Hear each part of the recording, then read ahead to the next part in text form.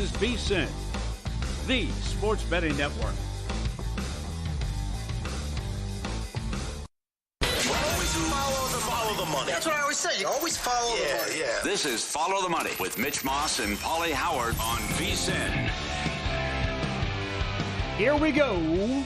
Welcome in. It is Follow the Money on VSiN, the sports betting network. We're live in downtown Las Vegas from the Circa Resort and Casino. Loaded 3-hour program coming up, including Rich Gannon in 15 minutes. We have Sal Palantonio on the program today, Mike Paulman studio, and Doug Kazarian. We'll hit a lot of NFL with Week 3 betting numbers currently on the board. We'll look at how I love the early numbers in Week 4. We'll do that every single week. That's coming up on today's program today, Pauly, as well. And look, I mean, every day until next Sunday, until these teams either clinch in Major League Baseball or until other teams are eliminated, these are gigantic games every day. We have 2 in progress as we speak. The Cubs just took a 3-1 lead over the A's. Bottom of the third, Arizona leads Colorado 6-0. Bases loaded, Rockies only 1 out. Corbin Carroll, 2 home runs so far. Yep. So they have to have these games to get into the National League wild card, to make it into the playoffs. And I would ask you now, the wild card to me is by far and away the most intriguing part of what we have left, right? Like, will a team come back and win a division that's not currently in first place? The American League East was intriguing until like this week. I gave up on the Baltimore Orioles. You have to. Another pathetic performance last night. Blake Snell is the man. Who knows what his season would have looked like had some team brought him in early, actually, and had him ready for the season. I mean, my God. Oh, my God, the Orioles could have got him at the deadline. Oh, yeah, imagine Why would you that. want to do that, though? No, you wouldn't want to. You know, I got all these prospects, and I'm just going to put them in my back pocket. Ridiculous that they could have had him. And again, we're trotting Kimbrel out there, who got lit up as well. But they got rid of him. Yeah. Or they sent him down anyway. Yeah, that's good. So that's 9 of the last 11 games they've been held to 3 runs or fewer as they get shut out. It only took 5.5 months, by the way, for Kimbrel. Yeah, panic time. And the other thing is, you know, the big win with the Yankees, that's probably over, even though they play next week, but Baltimore can hit. Mm-hmm. Huge loss by the Padres. They only would have been 2.5 back. I can't say that's over. I'm going to say the other divisions are over, but because they play them next week, and this Dodger pitching staff, what's left of it? You know, the Padres are hot. And if they could sweep the Dodgers, they have 3 with the White Sox coming up. Yep. I wouldn't say that's over. Okay, so that's the one division then. Yes. All right. Yeah, that was just, if you missed the game last night, what a horrific call. Profar, they said he got hit by a pitch. He's screaming. He's like, I didn't get hit by the pitch. They go to replay. Both teams are confused. Both teams were actually angered over the call. And then because of that, they put him on first base. They couldn't score runners on the corners, and that was that. They lost the game 4-3. And that guy's had a really, really good season. Thought maybe he could drive in Machado there and tie the game up. Mm-hmm. How that wasn't even close, by the way. I watched the replay like 5 times. Yeah. He wasn't even close to getting hit by the pitch. It's terrible. So what we have coming up today, Detroit's playing at KC. Too much respect for the Royals and Reagans yesterday. This Tigers team, they don't want to lose right now. I will point this out. Skubal is on the mound. And I went back and looked at every single game that he has pitched so far this year. He has had fewer than 6 Ks, only 3 games this year. Only once since July 19th, and that's when he had 5 against the Yankees. Here's the rub with Skubal, who is more than likely going to be the American League Cy Young winner. He faced KC 3 times this year. 1 outing, very good. It was 7 innings, 1 earned, 6 Ks. The other 2 games he combined to give up 9 earned runs. Here are his numbers lifetime in Detroit against KC. He's 2-9 overall with a 5.05 ERA. Last 2 years, he's 1-5 with a 5.88 ERA. And in Kansas City, he's 1-5 lifetime with a 6.14 ERA. God-awful numbers for the guy who's been pegged as the, favorite with a bullet to win that award this year. Yep. It's an incredible story, though. I imagine they can get the broom out here with this guy. And they beat Lugo and Reagans back-to-back, although Reagans was good. The Tigers held them in check, and it was 1-1 till they scored 2 in the top of the 10th. I mean, best team in baseball, best record-wise since the middle of August. I can't believe it. And the fact that they're in this and the Twins got the big win, so a big one tonight, favored. All your numbers, solid numbers, but the way they're playing and won't go away, they can do this. And now if you looked, they got to play Baltimore. That's a good thing now. Detroit's catching Baltimore at the right time. They close with the White Sox. Probably the worst team in MLB history. Right. This can happen. All the pressure on the Twins. Absolutely, this can happen. You can see what's going on in Arizona. While they're up 6-2 right now, you're trying to avoid the sweep against Colorado and how bad they've been playing. And, oh, by the way, here comes Milwaukee and San Francisco and San Diego after that. So still, I think this is wide open. You can make a case for a ton of teams here to make the playoffs. Yeah. By the way, the Royals have been really good at not striking out against lefties the entire year. So in those 3 games, he had 6, 6, and 8. Those are solid numbers. His K-prop today is 6.5 to go over against Kansas City. That's I don't know. They've roughed him up going back now his whole career. So I would watch this too. Can they catch the Twins? Big win last night for Minnesota against the Guardians. It's Ober versus Bybee. Ober's last 4 starts, he had 2 really good games and 2 really bad games. And it was the same thing versus Cleveland this year. 1 really good start and 1 bad start. Bybee, meanwhile, on the year against Minnesota, 3 starts, 18 innings. He's allowed 3 earned runs total. That's it. 1.50 ERA, a 0.69 whip, and a 22K to walk ratio. Phenomenal in 3 games against the Twins on the season. If it's the Twins, it's first 5 only. You can't trust this bullpen. They almost blew it yesterday. Wow. So if that's the way you're going to attack it, and Ober's been good, but again, Cleveland's had their number this year, 8-3 head-to-head. And the other one, what do you do with the Braves? I had them yesterday. Tough lose. They're up 5-1. They blow the game. They're 0-4 against the Reds this year. Wow. Also, the Malinsky special went 0-2. So this is Atlanta essentially is now 3 games behind the Mets because the Mets have the tiebreaker. They have it over Arizona, but Atlanta's running out of time here. And they still have that huge series coming up against the Mets next week. But I can't trust Atlanta at all here. It's coming down to this, Pauly. The Braves are probably going to have to sweep the Mets at this rate. Or right. Arizona comes back, yeah. Okay, right, yeah. One or the other. Yeah, because both can get it, yeah. You could have a scenario where it's both Atlanta and the Mets. How about that? 3 runs immediately in the game yesterday. Yeah, then they shut down. It was 5-1 early. Then they shut down. Nothing the rest of the way. So it's fantastic. As far as the 6th seed, Arizona plus 150, Mets plus 220. So are the Braves. Minnesota $1.05, Royals plus 175. Minnesota's only a game and a half behind Kansas City, and Detroit is plus 475. Plus 475 now for the 6th seed. It's going to be hard for the Mariners now. That was a tough loss yesterday. Yeah, they were blasted at home. Because you still have a tough ski. You're facing DeGrom, you're facing Scherzer, you got 2 more against the Yankees, and the Twins have the tiebreaker over you. And then no hyperbole. It was the dumbest play in the history of baseball. That's a stretch, but okay. No way. No way. Go ahead. Explain it then. Robles, on a 3-0 count with the bases loaded, tries to steal home. The look on Turner's face, and I was watching the game on the YES Network, Michael Kay on the call. He couldn't believe it. I mean, that is just, what are you thinking? They were stunned on the broadcast. Well, it's 3-0 count. The bases are loaded. He tries to steal home, and he doesn't make it. And Turner's sitting there looking in the dugout like, what are we doing? What in the world is going on? That's asinine. It's absurd. That's one in the clubhouse afterwards. Every I don't know if they did this, but the teammates had to be like, yo, man, what the hell was that? Where did that come from? Now we see the worst play you can make is to make the first or third out at third. But that's just, the bases are loaded, and it's a 3-0 count. He tries to steal home. I'd say maybe Jambi not sliding on the Jeter throw to home. A's had the Yankees dead and buried in that series 23, 24 years ago. He would have been safe, yeah. I think he would have been safe. Yeah, this is just, what are you thinking? You go rogue and do it on your own. It's a 3-0 count. Who knows how many runs you can score at that point? That's all about look at me. That's not teamwork at all. That's I'm going to pound my chest and make a play on my own here. Yeah, even if it works. I mean, what that just... It's a 3-0 count. The risk is clearly not worth the reward there. I've never seen it before. I can't recall that ever happening. So stupid. There's also a big game, Astros-Padres. How good is this pitching matchup? Valdez takes on Cease. Now, Framber Valdez, and here's what the Astros have going for themselves this year when they make the playoffs. This guy can match up against anybody in the American League and probably have the edge, other than maybe like a Skubal. And it's close there. He's allowed 4 earned runs once since June 18th. His numbers since that date in all of Major League Baseball, tied for second in WAR with Zach Wheeler only behind Chris Sale. His ERA is 1.16, number 1 in baseball. His FIP is 1.65, third overall. Ks per 9, 11th. 0 home runs allowed since that date, tied with Chris Sale, Blake Snell. WHIP 0.75. He's second. Only reason why is because this Bowden Francis kid has a whip of 0.40, taking a no-hitter into the ninth inning every game. Yeah, he goes tonight too, right? I played a little 25-1. Valdez most strikeouts today.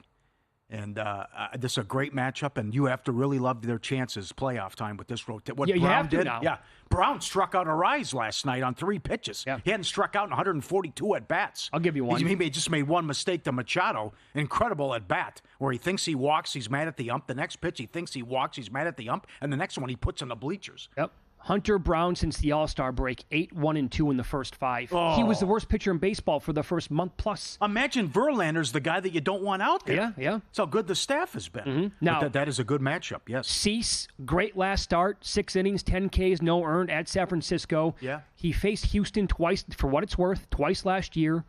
0.73 ERA, 33% K rate, and in 5-day start.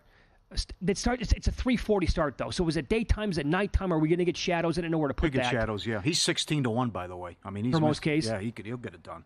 I don't think today qualifies as a day game, but in day games at home this year, 1.47 ERA. Mm-hmm. So you'll get a little sunshine there in San Diego for the beginning of that game anyway. And can Francis do it again?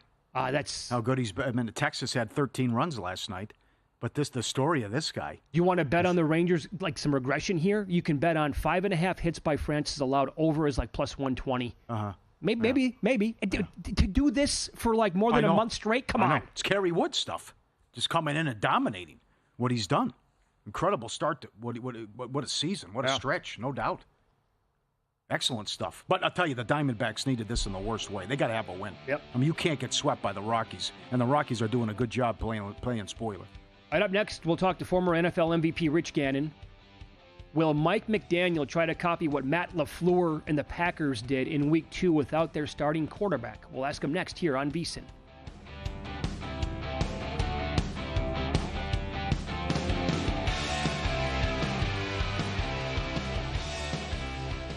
Time. There's nothing more valuable. It's what drives everyone to make the most of every moment. We celebrate living large in the now. In a city where time disappears, we create experiences that electrify the soul and memories that will last forever. We go big, we go all night, and here, everyone is invited. So get loose and get loud. This is Circa. You'll have the time of your life. VSiN is thrilled to introduce a new VSiN.com tailor-made to the evolved needs of today's sports bettors. Our upgraded navigation streamlines your journey, allowing you to swiftly access articles, videos, and podcasts. Whether you're tuning in live or catching up on your favorite shows, everything is just a click away. VSiN.com guarantees a fluid and responsive experience across all devices, ensuring you stay connected wherever you are.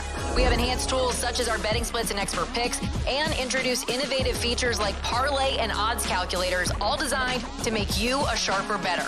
Our How to Bet section is perfect for beginners, covering the fundamentals, while seasoned bettors can delve into our advanced betting strategies for the competitive edge you've been looking for. Sign up for free on VSiN.com or become a VSiN Pro subscriber, where you can unlock unlimited access to every tool, expert picks, and insight that make VSiN the sports betting network.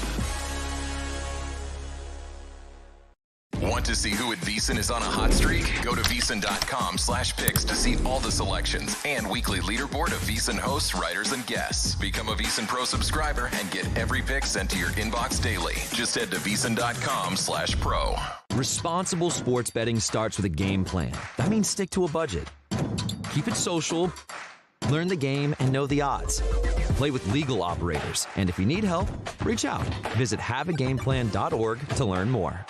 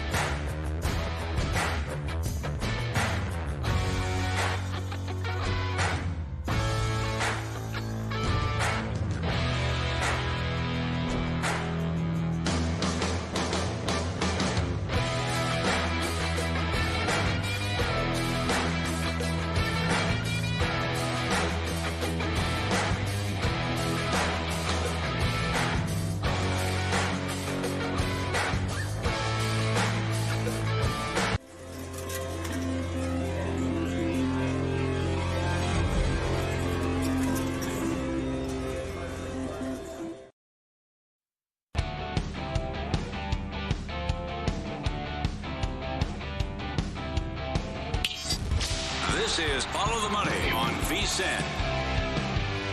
Welcome back. Trying to connect with former NFL MVP Rich Gannon here on the program.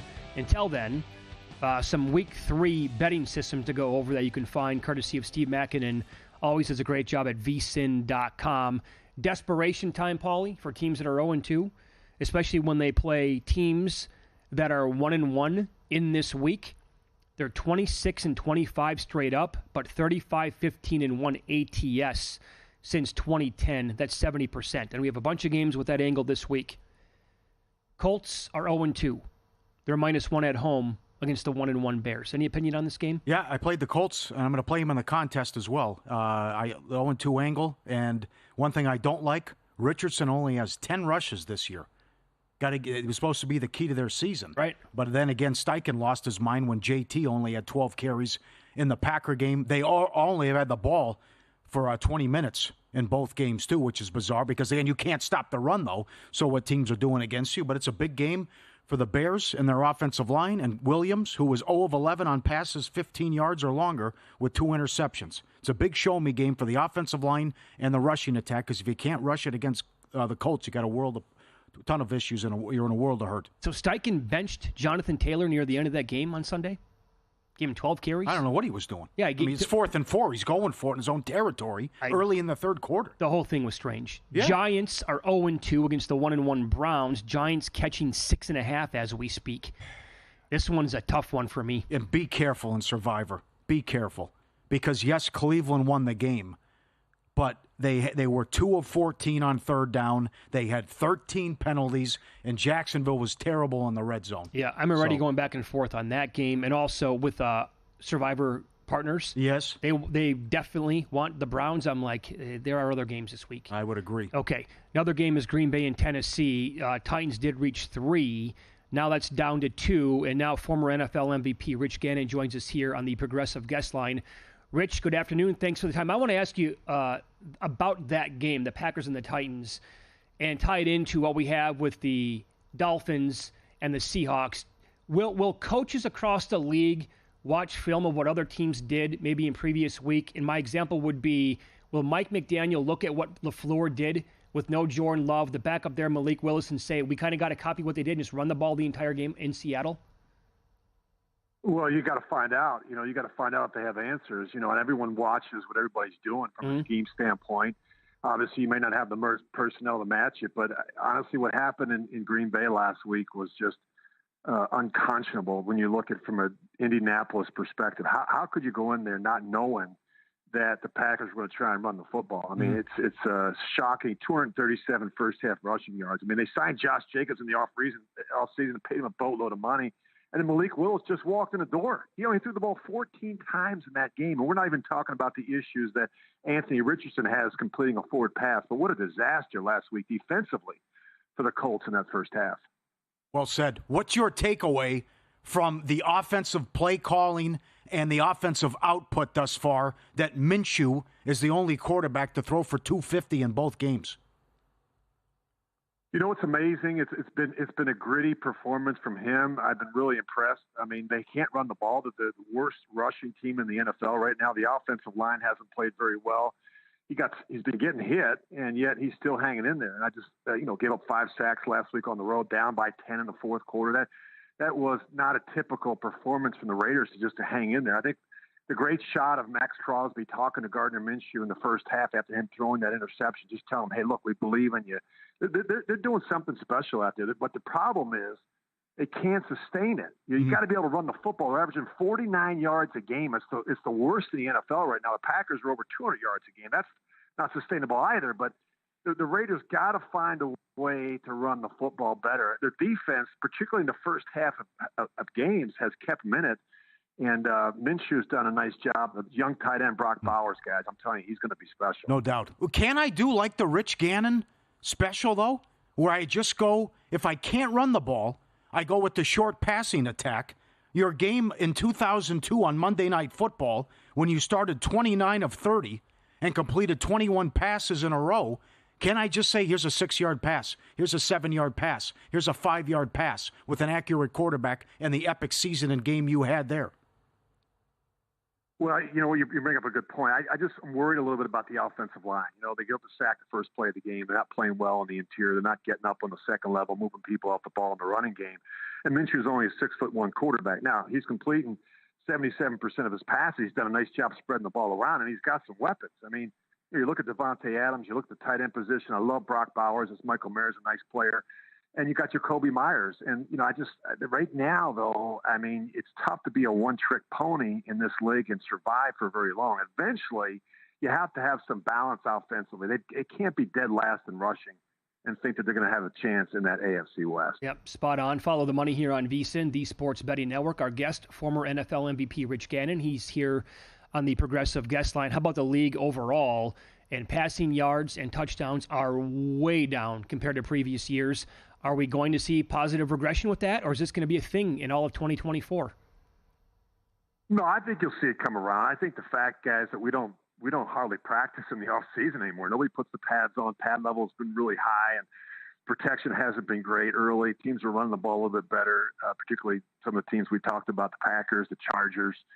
You got Justin Herbert. You lose Keenan Allen. You lose Mike Williams. You lose Austin Eckler. Jim Harbaugh's not asleep at the wheel. He's going to help this young quarterback and this young offensive line by running the ball, and they've done a great job with J.K. Dobbins. So, to me, you have to be able to shift gears as a football team and as an offense. I think the Chargers have done that nicely. We need to see some other teams do that. But, man, I'll tell you, there's a lot of 0-2 teams out there, guys, that are sweating bullets right now. And we've got a couple in the AFC North that are shocking when you look at the Bengals and the Ravens starting 0-2. How about if the Ravens lose that game on Sunday to the Cowboys? I mean, they're a 1-point favorite. Obviously, that can happen. Oh, it easily could happen. Look, the Cowboys got embarrassed last week. They got gashed in the running game. Kamara has 4 touchdowns. The Saints pretty much scored in every possession until it didn't matter anymore. And I just think you look at what was most disappointing to me, guys, was how the Cowboys didn't respond last week after getting punched in the face. It kind of was reminiscent of what happened with the Packers playoff game. Yeah. And I'm tired of them blaming it on Mike McCarthy, tired of blaming it on the owner. How about some of the players take responsibility? The run defense was awful, and they just could never find a way to get back into a game. How often do you see Patrick Mahomes and Andy Reid get blown out at home? It just doesn't happen. Good football teams don't do that. And that's a concern early on, I think, for the Dallas Cowboys. The story of the season has been the Saints and the job Clint Kubiak has done. I know Carr was excited in the offseason. What do you think about, can they keep this going, moving forward, and how they do against the Eagles with 91 points so far on the season? They're a scoring machine. You mentioned Clint Kubiak. This is Derek Carr's 4th different play caller in 4 years, and I just think that they've got it going right now. You mentioned the 91 points here in the first 2 games, and Carr, as long as you protect this guy, that's the key. They keep a clean pocket around Carr, and he can be very effective.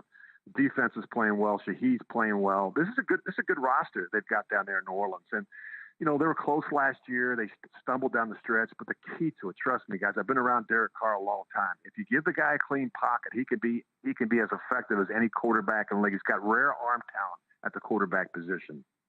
What are your thoughts on number 1 overall pick Caleb Williams through 2 weeks? There's concern. There's no question about it. I don't like some of the body language, some of the fact they can't score. They're averaging 11 points a game, which is 3rd worst in the league right now. He's struggling a little bit with the accuracy. He got off to a better start in week 2. I like that, but he's been sacked. They're not protecting him very well. He got sacked 7 times against the Houston Texans. That's got to change. And, some guys have disappeared in that offense. Keenan Allen didn't play last week. You look at the rest of that group, they have a pretty good supporting cast, but the offensive line has to play well. The defense is doing their part through the first 2 weeks of the season. But, guys, not surprised to see all these rookie quarterbacks. You look at Bo Nix, you look at Jaden Daniels. Jaden Daniels has probably played the best of all 3 of them. But none of them have thrown a touchdown pass in the first 2 weeks of the season. Are you buying the 2-0 Minnesota Vikings? I am, and a big reason why is the quarterback is staying in his lane, and he's not misbehaved. And that's the whole key, I think, with a quarterback like Sam Darnold. He's always had the talent, he's always had the feet, he's always had the arm ability, but it's just been the decision making that's really held him back. And so they've eliminated the mistakes. He's making good decisions. They're playing the guys. The one thing in Minnesota, they're playing well around him. And defense had 6 sacks last week and 2 takeaways. They ran the ball for 146 yards. I mean, on the season, through 2 games, they got 11 sacks, 19 quarterback hits, and 30 pressures. I mean, the defense has played really well. He's completing 72% for a guy that was a 59% completion percentage guy throughout his career for the first 6 seasons. Yeah. And he's been very good against the blitz, which has been a problem. Great stuff. Rich, we love talking to you. Thanks so much for the time today. We appreciate that. You guys are the best. Thanks. Thank There you, go. sir. Former NFL MVP Rich Gannon joined us here on the Progressive Guest Line. I think there's a pretty good chance Kevin O'Connell is like a damn good football coach, especially with quarterbacks and on the offensive side of the ball. Plus the combination there, Brian Flores at DC, pretty good. Very good start with that team. We'll continue talking Week 3 numbers up next, and I got to be honest, I think the NBA got a little less interesting today.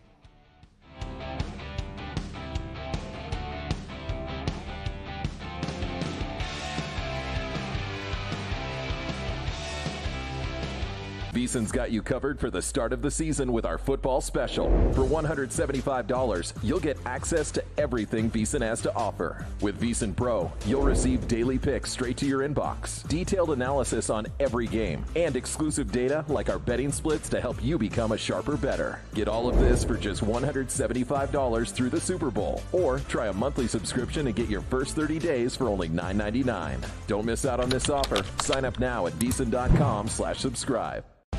Don't wait until fall to start betting the NFL. Get a jump start now with the VSiN NFL Betting Guide and get prepared for this NFL season like never before. The guide has in-depth breakdowns for all 32 teams, best bets from our VSiN experts, playoff predictions, award market previews, and more. The guide is out now, and the only way to get it is to be a VSiN Pro subscriber. Head to VSiN.com/pro to sign up and join the sports betting network.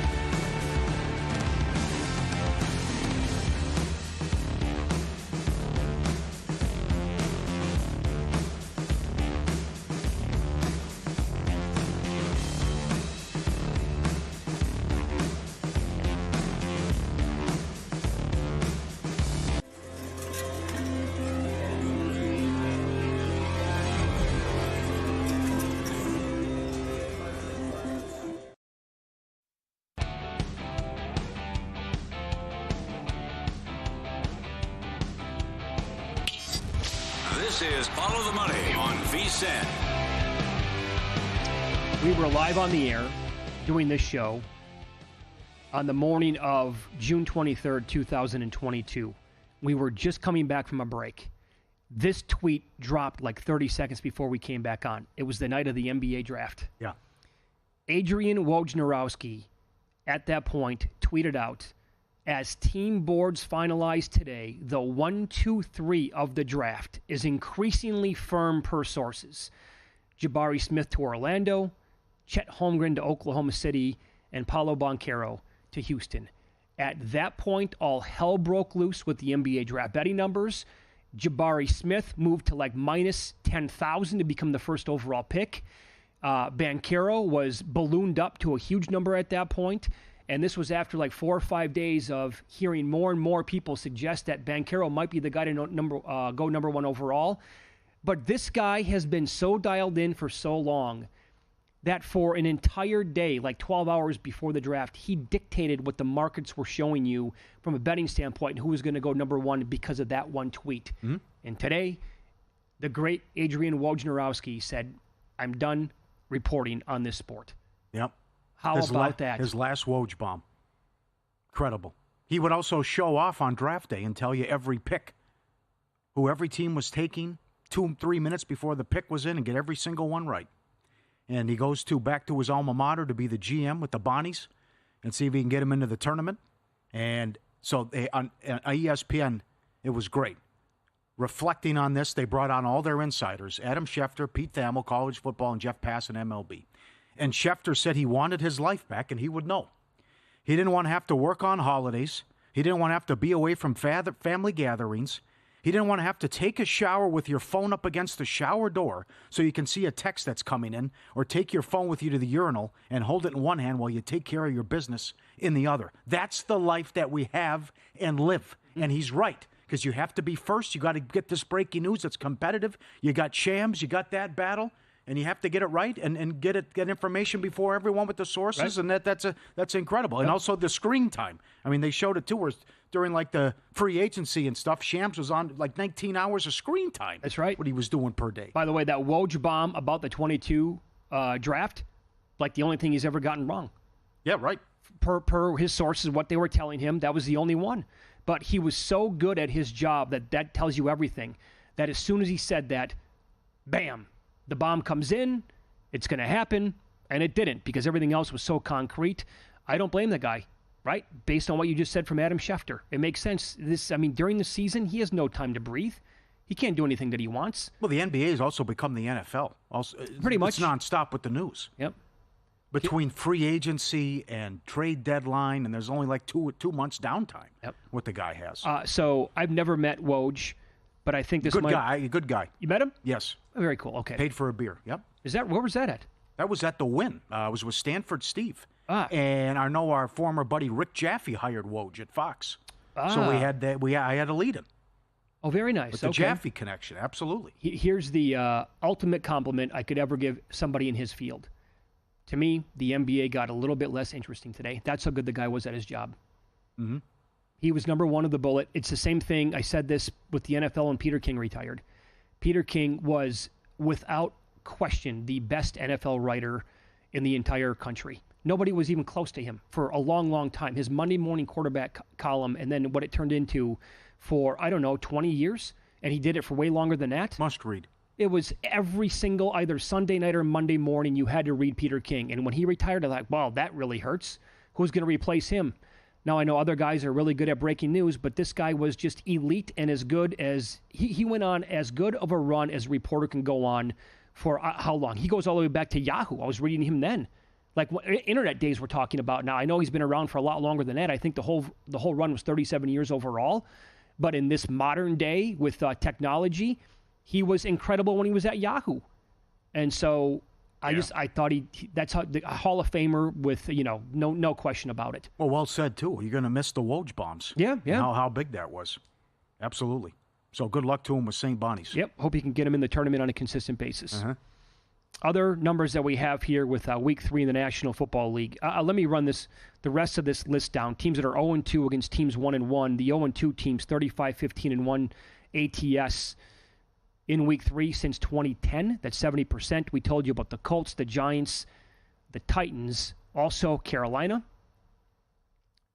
Baltimore, the Rams, and Cincinnati. I don't know if I can get there with the Rams, even though they're at home in the division against the 49ers, and the 49ers have injuries. The Rams, just everybody's banged up. No Puka, no Kupp. All the O-line guys are hurt. You got injuries on the defense. You're 28th in run block, last in pass blocking, and you've allowed the second most pressures. And the Niners are going to be in a foul mood. And it's going to be all 49er fans. Yes. And Shanahan owns McVay. So there you have all that. Not good. Going to be a tough season. So much so that I like the internet conjecture from former NFL quarterbacks saying, how about Stafford to the Dolphins? I mean, let's do something here. Wow. They don't have any picks. Why not? No, I know. Let's make a move here. Because I don't know what Tua, forget about this year. What's Tua's career look like moving forward? I still have a ton of weapons in Miami. Yeah, let's make a deal. Well, Monty Hall here. Let's get something done. And this was the bad part, I guess. It's coming back now, maybe a little bit after the fact, but when the Rams gave up all their first-round picks for like a decade straight, and they signed all their top star players to huge contracts, the thought was, well, if those guys go down with injury, they're not going to have any depth, and they're going to be completely killing themselves. Mm-hmm.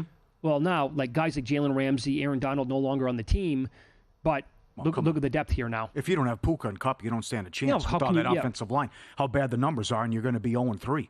So, absolutely. The other thing is, side and total and all that. Well, there's so many things to bet on. It's just incredible. We've talked about the kicking stuff, the kickoff stuff, and how bad the quarterback play has been. 17 of the 64 quarterbacks, only 17 have gone over the 1.5 touchdown prop. Think about that. Everyone's staying under, and no one can even throw 2 touchdowns in a game. Yep. Some of them are heavily juiced, depending on the quarterback. That's another way to attack this as well, with how it's, again, run, and teams averaging 125 on the ground per game most through 2 weeks since 1983. Think about it. So we have a former guest who's been on the show a long time ago. He does this every single year during the NFL. He bets every single wide receiver season-long receiving yards prop under. And it's been a winning proposition around 60%. I think some years higher than that. This year, off to an amazing start. We don't have as many books that are going to offer like the best numbers on wide receivers, so it's something you got to make a drive to Arizona. However, I wish I would have tailed them by doing the quarterbacks this year. How is that looking? If you have, I know it's only 2 weeks, things can change here, but if you just blindly bet the best number that you could find on every quarterback passing yard prop under for the entire year, you're off to a smoking hot start. Not going to win all of them, but you're on pace right now to really look good at the end of the year. The defenses have changed. The too high look with the safeties, containing quarterbacks from throwing the ball deep down the field, more dink and dunk, these rookie quarterbacks. And, oh, by the way, like nobody playing in the preseason, all of this combined, and you're not going to be ready until maybe week 3 or week 4, you're kind of behind the 8 ball here, big time. It all adds up. Yeah.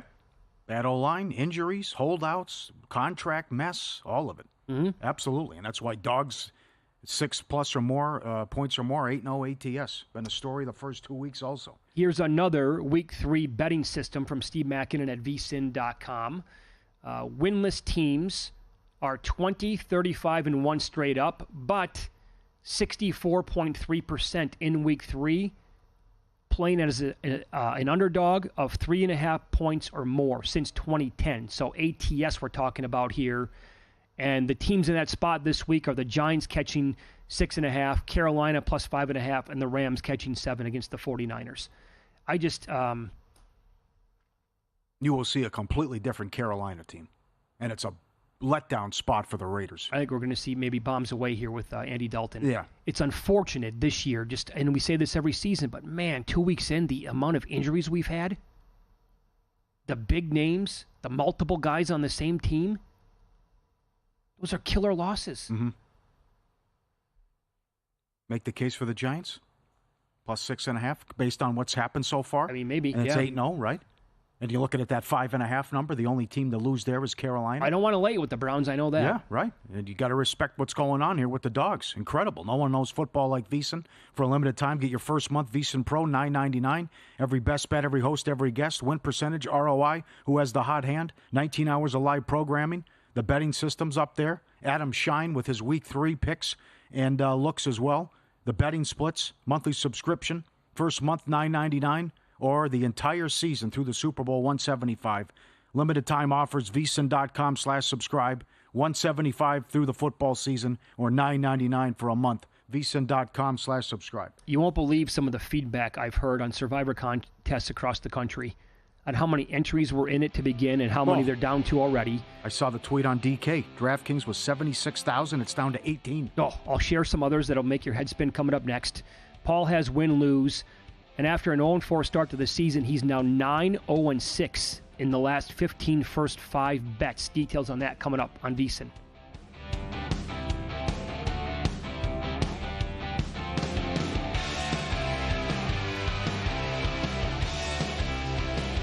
In the heart of downtown Las Vegas, a sports oasis awaits. Stadium Swim, the ultimate outdoor amphitheater, built for the ultimate sports fan, with a colossal screen that brings the game closer than ever.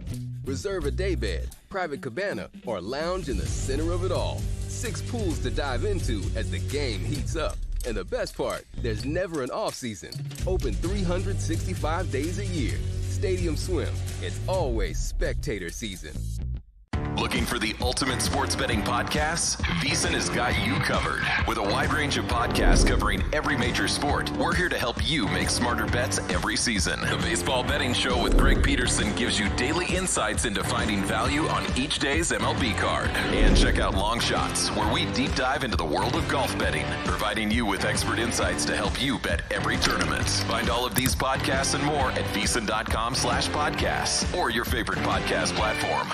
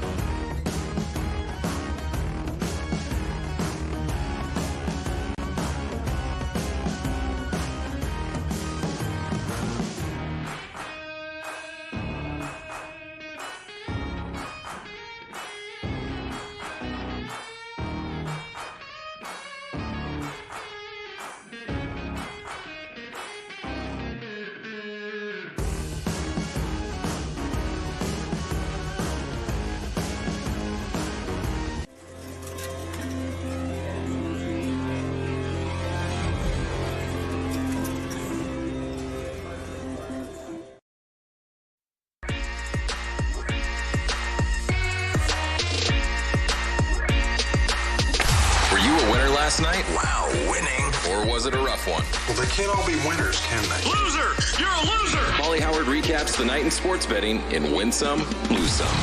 Every day, grand slam, no hitter, most strikeouts, highest runs, most runs, highest scoring game. Mitch nailed it. It doesn't matter if he only goes a couple innings. Blake Snell, 6-1, 12 strikeouts. Was fantastic shutting down the Orioles. And he has been unbelievable his last 13 starts. Marlins 2-1 took out the Dodgers. Most runs, Rangers 30-1. They scored 13. Dogs went 8-7 yesterday, straight up in MLB. WNBA, favorites went 4-1 ATS. The Liberty, from 8.5 up to 10, beat the Mystics by 16 and clinched the 1 seed. The Aces, 5.5 up to 8, pounded the Storm. The Dream, no Reese, no Cardasco, no Carter. The Dream from 5.5 up to 11.5, beat the Sky by 16. Well, it turned out that was a dream come true. That's right, and a 3-way tie for the 8 seed. With 1 game left, we have a situation here, too. Tomorrow, the Fever play. Their win total opened 21. It closed 18. They have 20 wins. They are underdogs tomorrow as well. Favorites in the Champions League went 6-0 also. Subscribe, be part of the team, VSiN.com. Our radio and podcast friends. You always want to see these tweets and videos at Pauly Does Vegas on Instagram. Send it in, we'll put you on. This happened to Mitch years ago. This is Lake Tahoe. Well, look at the bear just getting on the beach here. Hey, guys, what's up? Imagine you're hanging out and the big fella just walking in. Yeah, what about it? He's just walking around? He goes in for a little cool off, go for a swim, then he walks on the beach in front of everybody, going for a stroll. You were out there when you saw the Cubs with him. They were walking in, he took his 3 or 4 Cubs and they walked in the water. I also was driving on one of the roads going around Tahoe probably 10 years ago, and it crossed right behind me.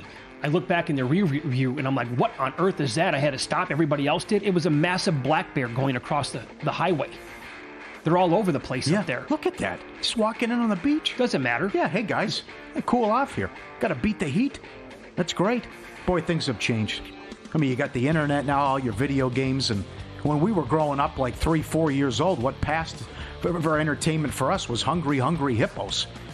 Here's the Husky with Hungry Hippos. Give me that. And he beats the people in the game. He just eats all the food, and you can't get the Hungry Hippos in there to get there, and the Husky takes all the food. That's Hungry Husky. Yeah, how bad was it? Late 70s, early 80s. We had nothing. Pac-Man and Hungry Hippos. Operation? Ah, come on. Ridiculous. You got a steady hand there? Yeah, we had nothing. Monopoly? Come on.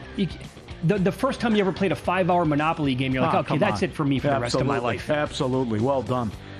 A bad beat. Orioles Giants under 8 or 7, 4-0 in the 9th. Orioles bullpen gets involved. 10-0 final. If you ever get red hot betting and you think your picks are worth money, Juice Reel, changing the way sports bettors buy and sell betting advice. You and everyone else links their accounts into Juice Reel. All your betting history loads into the free Juice Reel app. With everyone bets imported straight from the books, you're as good as your betting data says you are. Unlock the picks that real talented bettors have their money on. Get paid real money when other people unlock your picks. Fully transparent betting advice from real people only on Juice Reel. Download for free iPhone, Android, REEL, Juice Reel. Grab your phone, download the app now, get it, Juice Reel. Carroll was 5-1 to go deep. He has 2, and the Brewers are 6 outs away from clinching the division. The Cubs are losing 4 outs now. Cubs are losing 5-3 in the 8th. Here is a vicious beat. Our producer, Luke, cashed this ticket last year at 200-1.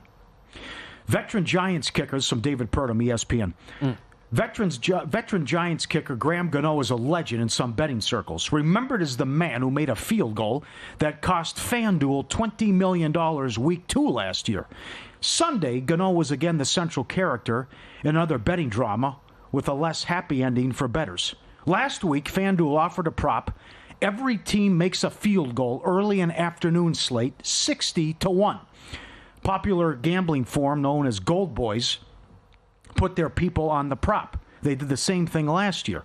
Every team made a field goal in Sunday's afternoon 13 games except one. The Giants. Gano got injured attempting to make a tackle on the opening kickoff against the Commanders. Punter Jamie Gillen took over and missed an extra point after the Giants' first touchdown. They elected to go for 2 after their other touchdown passes, and they passed on a 39-yard field goal that would have put them in the lead with 2 minutes left. They went for it 4th and 4, yada, yada, yada. Neighbors dropped it. They lost the game. The owner of the Gold Boys Discord, a bettor who goes by JD, won big on the same prop last year in Week 2. Every team made a field goal in the 12 afternoon games. It was 200-1. They were on the hook for $20 million. Our producer had it. Gano made the final field goal, a 34-yarder against Arizona, resulting in one of FanDuel's biggest losses on an NFL prop. It was only the second time in the last 20 seasons that every team made a field goal in the afternoon slate, and it produced the biggest score of the man's career, $316,000. He said we had to give it back out since we did it last year, even though the odds were less, from 200 to 60-1. It's a shame the guy who won it for us cost us this year. Well, the true definition of you win some, you lose some. Right. There you have it, folks. The one team. I still have to try. Somebody. He missed one, but it's like, right, no one on the roster? I don't care who you have. No one's played soccer? Something? Come on. Okay, so let me give you this. Some feedback that I got, and you can always send this in. The email is ftm@vsin.com. We're on X at VSiN Live, at Mitch Moss Radio, at Pauly Howard, talking about the size of your Survivor contest when the season started and where you're at with it today. This is from Scott in your neck of the woods, originally, Pauly, in Minnesota. Survivor contest started with 13,026 entries. They are down to 2,004. 13,000 to 2,000 in 2 weeks. Yellow. 11K, adios. Yep. This is from Jason. He plays in one with 31 people, $500 entry. 31 people. After 2 weeks, they're down to 3. No. And then there were 3. Do it all again in a couple of weeks. Right? Yeah, sure. Why not? Out. The Broncos win. The Commanders win. That's it. Yeah. It's like the 13-run thing in baseball. Yeah, right. Right? Started all over. Here we go again. Oh, that's awesome. So there are so many of these across the country and beyond. Again, that I can't even. Some of the contests that were 20,000 plus, they're probably down to like 5,000-6,000 people. Yeah. The DraftKings thing's crazy. 76,000 down to 18,000. My God. What a year. And Derek Stevens made the excellent point yesterday. And again, a good site and Twitter follow is Survivor Atlas and Survivor Sweat. But Atlas saying, look at the numbers. Like, there's so many more players now. Even though we're under 4,000, look how many players are about. So the guys like Randy McKay, who had 10, 20, whatever, they're out. So Randy is in Colorado listening to the show as we speak. Thanks as always, Randy. And he's participating on Twitter. And he said that he's Kramer. He's Cosmo Kramer. He's out of the contest. That's it, yeah. So, and he had 20 entries. And so that, and Derek explained that yesterday on the show, that there were plenty of those people. They all grouped up together, and they had, 20, 30, who knows how big those numbers got to. And those are the people who are pretty much out. Yeah, while trying to push with like one team, and it caught them. Well, Randy, you're okay, though. You got the empathy package. You can get rooms midweek, 3-night stay, and no minimum at a cabana on day bed. Yeah, Randy's going to be okay. He'll come to town and pop another $50,000 jackpot probably by next week. He hit a $65,000 jackpot. What was that? Late August, early September here? Colorado, yeah. In Colorado? Absolutely. Okay. Yeah. So his entries were free last year. I recall that. He hit $20,000 and walked across the street and hit an $8,000 Royal. Yeah, I think good so. job, okay, Randy. I'll sign up for the entry or for the contest. What now. are you thinking? That's good. What are you thinking, buddy? Tampa, Cincinnati? We're under 4,000. I do not agree with 30% of people at Survivor Atlas. No way. 30% will be on the Browns. That's too heavy. I can't buy it. That a bleep got real. It's getting fun now, and I hope you make a deep run because it really takes over and consumes your life. How many do you have left? I got 4. You? Down to 4. Yeah, you still got 4? I got 4. You still have 4? Yeah. Wow, good for you. Are you surprised that it's that many, or you thought it was going to be a little lower? No, because you said the Detroit thing. Well, that took me out on a couple. Yeah, right. All right, good. Let's do this. I don't know. I was going to go Raiders without even thinking about it if it was Bryce Young. How could you not? Right. But also, they may have been too popular. Well, there's a lot of candidates on the board this week, too. So I'm going to say Cincinnati's most selected. Season on the line, 0-2, taking on the Commanders, can't stop a nosebleed. Yeah. And I'm going to rank them Cincinnati, Tampa, probably Cleveland. That's your 1, 2, 3? I hate this. Yeah? Because it's a road game against a division enemy. Niners? Yes. You're going to go... I don't think I'm going to because they have the Patriots next week. Well, we just saw it here. Look how many people used the Chargers. I know it was god-awful Bryce Young, but still, that many people used a road team already. The Rams have, no bodies. Uh-huh. All right, up next, Sal Paolantonio is going to join the program from ESPN. We'll find out what he likes this week in the NFL. Coming up next here on VSiN.